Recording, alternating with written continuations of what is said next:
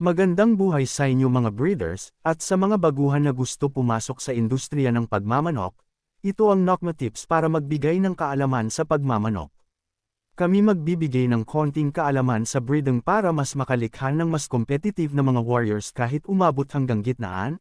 Kami ay nagbibigay ng tips hindi para inyong sundin, kundi para lumawak pa ang inyong kaalaman sa breeding, at hindi rin layunin ng channel na ito ang ipagmayabang ang aming kaalaman, bagkus para mas lalong lumawak pa ang ating kaalaman sa breeding at mas sumigla pa ang ating pag-aalaga ng mga manok.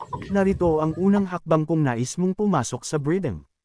Una, alamin mo sa iyong sarili kung ano at gusto mong bloodline na talagang gusto mo, na masasabi mo sa sarili na ito ang magtatagal sa breeding mo. Mag-umpisa sa 2 o 3 linyada lang muna.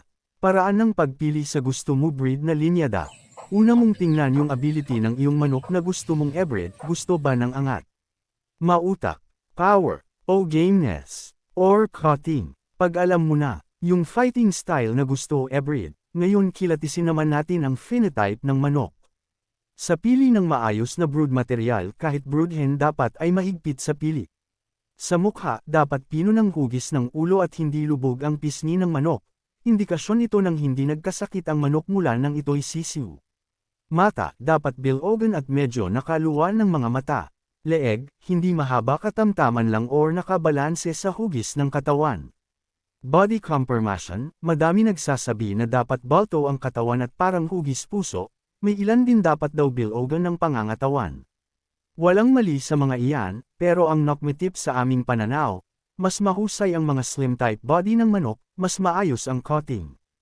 Tips kung mapapansin nyo sa mga sweater bloodline variety.